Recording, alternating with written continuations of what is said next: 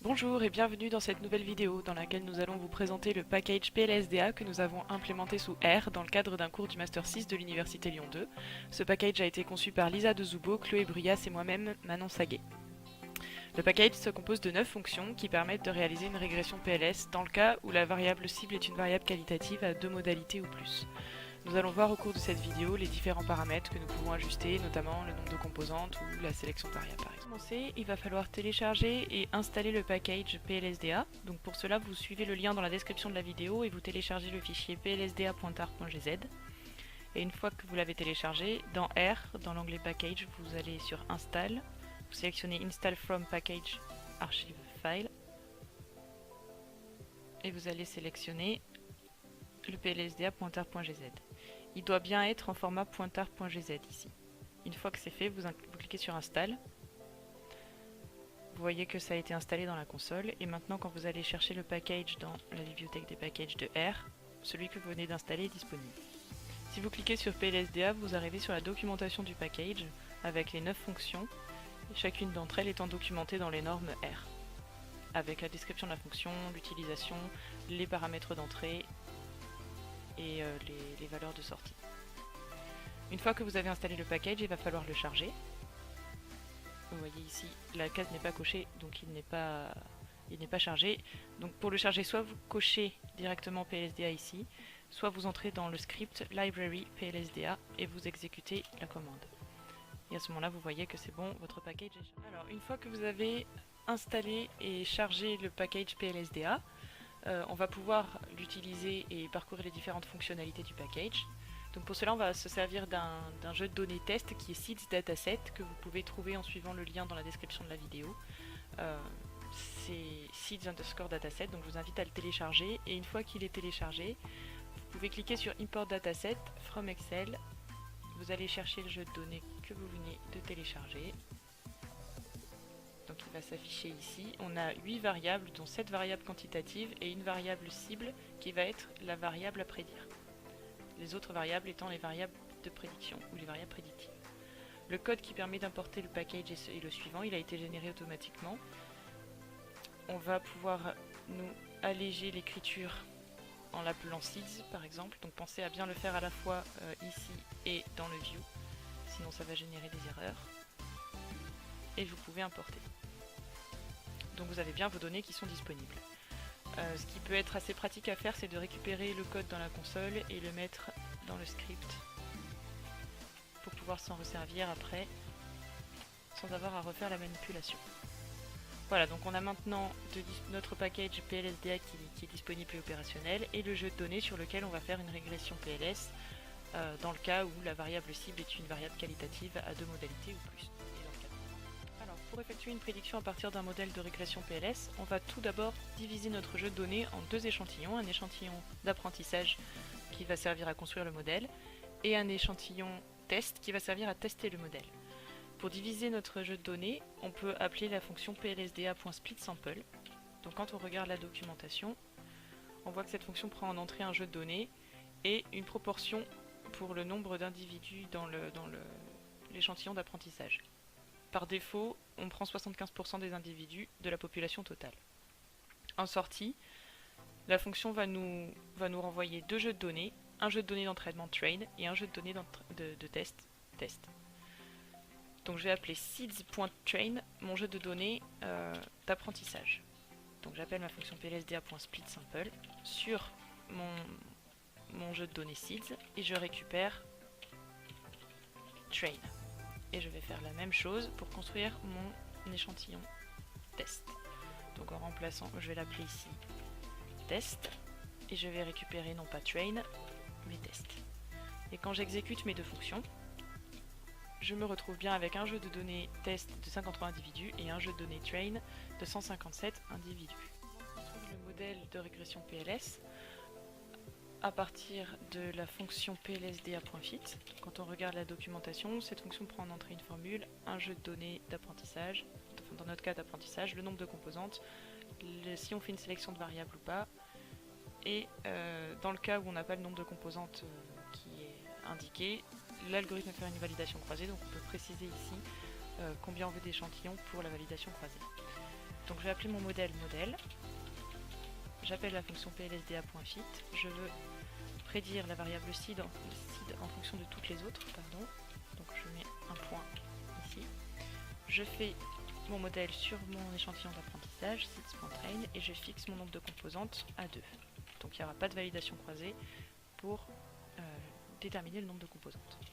J'exécute, et maintenant on peut voir les différents attributs de la fonction de l'objet modèle, qui est un objet de type PLSDA, dans lequel on a xy, level, xmin, qui sont des informations sur les paramètres d'entrée. Et on a par exemple les régressions, les coefficients de régression, les coefficients de la PLS.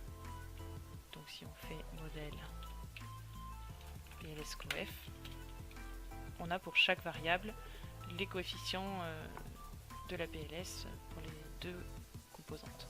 Donc, à partir de ce modèle, on va pouvoir faire des prédictions avec la fonction plsda.predict qui prend en entrée un objet de type PLS, le jeu de données sur lequel va être effectuée la prédiction, et le type de la prédiction, donc postérieur va renvoyer les probabilités d'appartenance aux classes, et classe va renvoyer un vecteur des classes pour chaque individu. Donc je vais appeler pred post la prédiction de type postérieur, plsda.predict, que je vais faire sur mon modèle, et je vais tester sur seeds.test. On peut faire par exemple type égal postérieur. Pas oublier le égal ici, sinon ça va pas marcher. Et j'exécute. Et si je regarde mon objet près de poste, c'est pour chaque individu la probabilité d'appartenir aux classes Canadian, Kama et Rosa. Quelque chose qui peut être un petit peu plus lisible et plus exploitable dans notre cas, c'est construire pred.class. Donc qui reprend exactement la même chose que pred.post, sauf qu'à la place de postérieur, on va choisir classe. On exécute, et cette fois, pred.class est bien un vecteur, et pour chaque individu, c'est la classe qui correspond et qui a été prédite. À partir de pred.class, on va pouvoir construire une matrice de confusion que je vais appeler MC, en utilisant la fonction table, et en confrontant les valeurs de la prédiction, donc pred.class, avec les valeurs réelles de l'échantillon de test, donc seeds.test, et on récupère la variable seed. J'exécute ma matrice de confusion, et on voit qu'on a quand même des prédictions qui correspondent aux valeurs réelles dans l'ensemble. On peut calculer le taux d'erreur du modèle, qui se calcule comme suit: 1 moins la somme de la diagonale de MC sur la somme totale des valeurs de MC.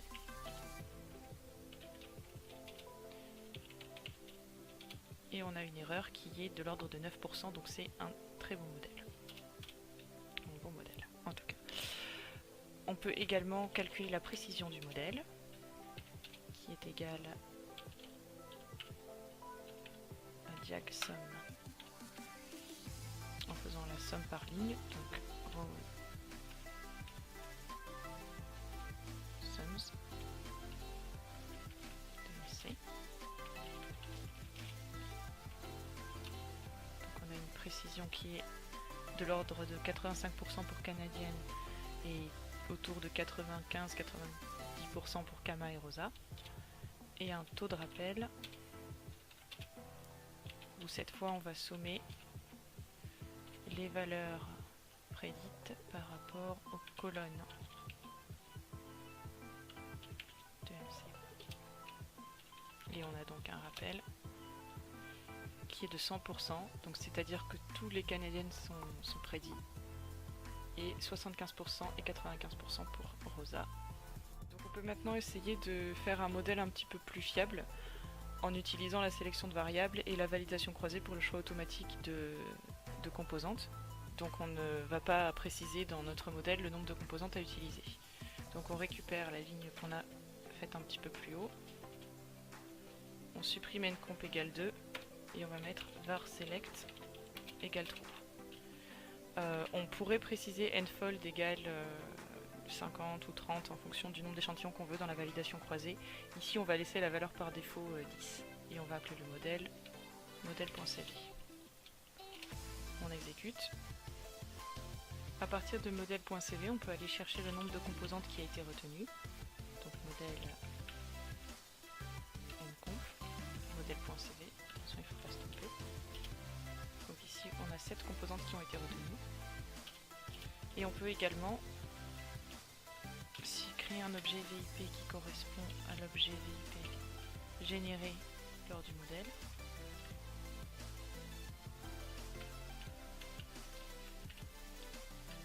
Ici.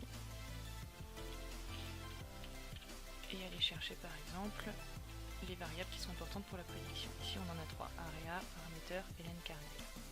On peut représenter avec la fonction plot.vip les variables qui sont importantes dans la prédiction. Donc en fait on a le seuil qui est fixé par défaut à 0,8 et on voit bien que au-dessus de 0,8 c'est area, len-kernel, si on zoome un petit peu, area, parameter et len-kernel. Et ce sont les 3 variables qui ont été sélectionnées pour faire la prédiction. Et on peut maintenant faire notre prédiction sur ce nouveau modèle. Donc on va appeler pred.cv .post. On va faire directement la classe .classe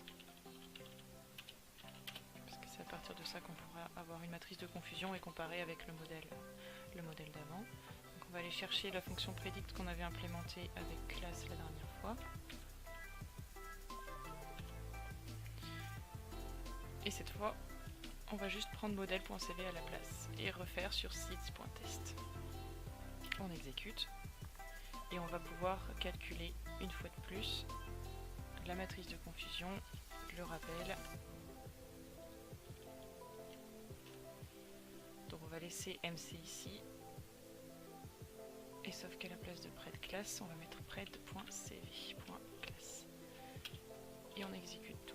Donc là, on voit que par rapport à tout à l'heure, on a un petit peu moins de prédictions qui sont mauvaises, avec un taux d'erreur à 0,8, donc un petit peu mieux que tout à l'heure. Une précision qui arrive à 100% pour Rosa.